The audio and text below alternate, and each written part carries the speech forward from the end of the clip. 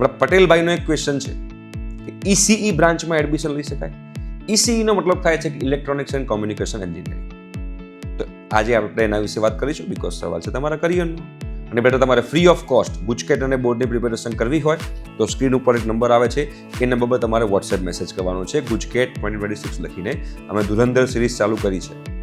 અમારા ધુરંધર ફેકલ્ટી હોય તમને ધુરંધર બનાવવા માટે. ઓકે, હવે ઈસીમાં એડમિશન લેવાય કે નહીં, પહેલાં તો તમારે બેટા સમજવું પડે કે ઈસી કોણે લેવું જોઈએ.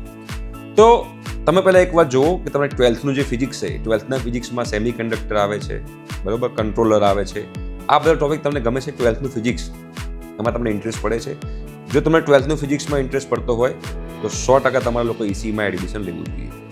બીજી વસ્તુ, કઈ કોલેજમાં એડમિશન લઈ રહ્યા છો? બીકોઝ ઈસીની અંદર એવું ઘણી બધી જગ્યાએ પોસિબલ છે કે પ્લેસમેન્ટ ઓછા હશે.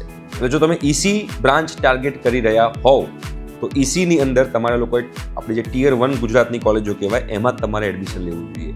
જો તમે લોઅર લેવલની કોલેજમાં ઈસીમાં એડમિશન લીધું તો ચાન્સીસ છે કે તમને ઓન કેમ્પસ પ્લેસમેન્ટ ના મળે.